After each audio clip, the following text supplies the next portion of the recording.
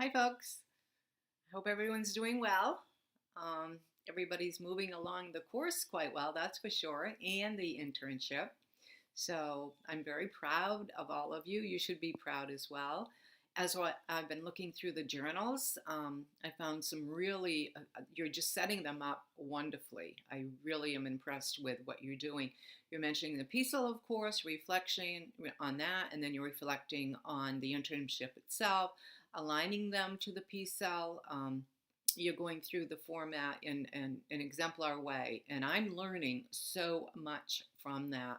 Um, Not only are you dedicated, but you're being very responsible out there.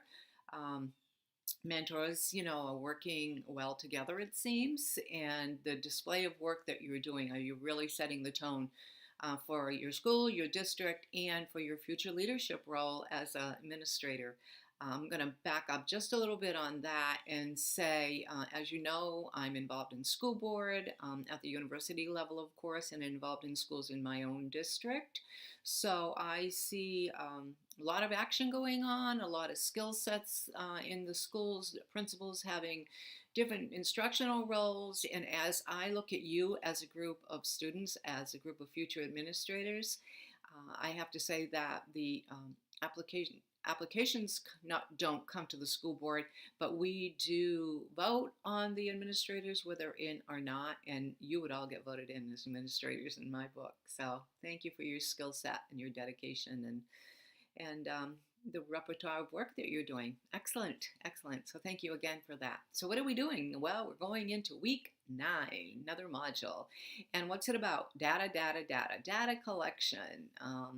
We talked a little bit about it in EDU 706, if you can reflect way back then. But now we're talking about it more and how do you use data in your schools. You have readings this week. And then you also have the 2 weeks to go to put up your discussion board.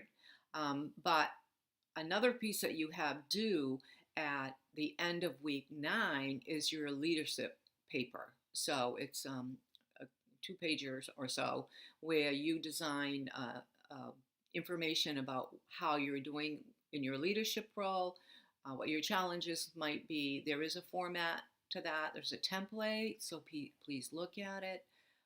I just want to mention too, community engagement. That's your best practice that's coming up. I already have one, believe it or not. And everybody, it's really interesting because everybody's in a different place right now. It's like an individualized course because I know people are going away, so they've been submitting work ahead of time. I know that works through the discussion board, through your best practice assignment, and journals. Of course, I have those, but I had them beforehand, like a week beforehand, and then I also had a little bit submitted, so they would be up to date. Everybody, this person would be up to date. So keep working diligently. You will. I know. I enjoy hearing your voice through the discussion board. I'm going to start asking you questions on the discussion board. I don't do that so much as I share information. I dialogue back and forth with you, but I might be prompting you with more reflective questions too. So don't be surprised if I do. If that's the case, please respond back to me because I count as a colleague too, of course. So there you go. You got one extra response done already. And just a little note about your journal at the end. I talked about journals and how you submitted them.